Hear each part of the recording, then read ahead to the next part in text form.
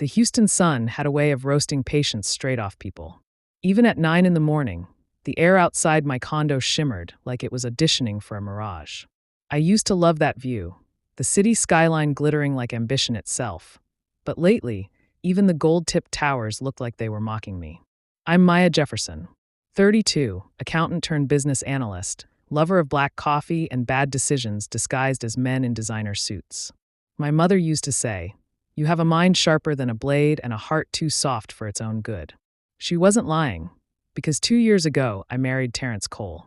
And if heartbreak had a fragrance, his would be imported arrogance mixed with cologne from a duty-free store.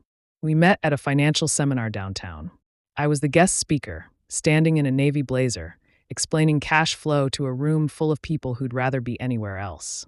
Terrence sat near the front, sharp haircut, confident smirk, asking questions that weren't really questions, just opportunities to sound clever. After the session, he told me my presentation felt like a TED Talk and a sermon had a baby. I laughed, and before I knew it, we were exchanging numbers and inside jokes.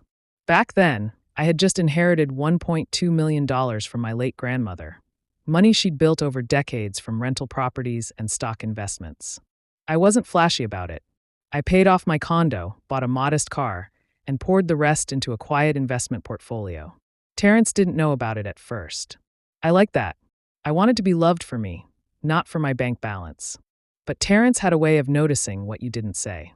The first time he came over, he glanced around my living room like a realtor sizing up a listing. "You live nice, baby," he said, running a hand over the leather armrest. This place screamed stability. I should have known then. Stability was his love language. He had charm that could convince a cactus to drink water.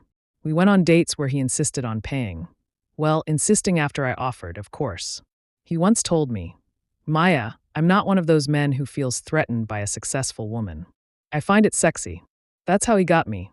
Because I dated men who wanted to borrow money faster than they borrowed my heart. Men who claimed to admire independence, but the moment you didn't need them, they called you too masculine. Terrence seemed different. He wanted to build with me. 6 months in, he proposed at a rooftop restaurant overlooking the city lights. "You're my forever," he said, slipping a ring on my finger. It sparkled, but not as brightly as his smile when I said yes. Marriage was decent at first. We moved into a bigger home, a brick house in Sugar Land with an open kitchen and a mortgage that made my eyebrows sweat.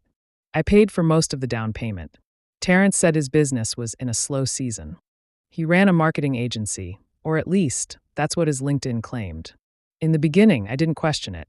I was raised to believe in partnership. I handled